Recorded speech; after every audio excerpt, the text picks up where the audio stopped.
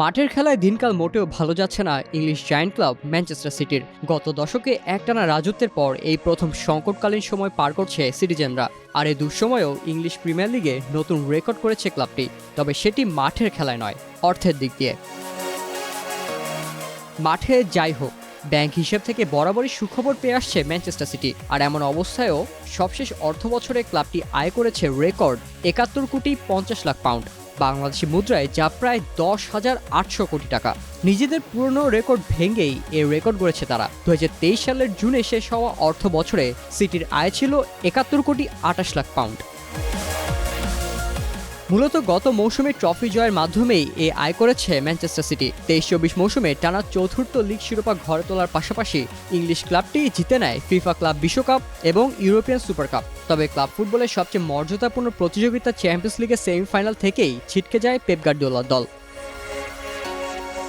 যেবার ক্লাবটি ট্রেবল জেতে, সেই ২০২২-২৩ মৌসুমের তুলনায় এবার ২২ লাখ পাউন্ড বেশি আয় করেছে ম্যানচেস্টার সিটি। মূলত খরচ কমানোর ফলেই আয় বাড়ে ক্লাবটির। এবার বেতন বাবদ ১,৩০,০০,০০০ পাউন্ড কম খরচ করেছে ম্যানচেস্টার সিটি। ব্যয় হ্রাসের পাশাপাশি বাণিজ্যিক খাত থেকেও আয় বেড়েছে ৩৩ লাখ পাউন্ড। ২২-২৩ মৌসুমে সিটির সব পর্যায়ে বেতন বাবদ খরচ ছিল ৪১,২৬ কোটি পাউন্ড। বাণিজ্যিক খাতের আয় ছিল ৩৪,১৪ কোটি পাউন্ড।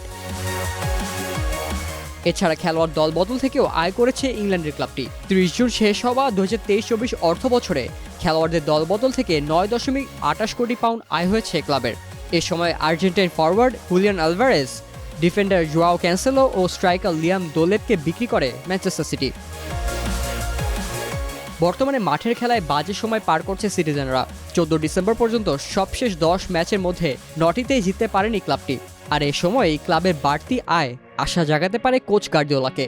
বলা চলে আসন্ন জানুয়ারির দল বদলে খেলোয়াড় কিনে নতুন করে দল সাজাতে ভালো এক অবস্থানে থাকবে সিটিজেনরা।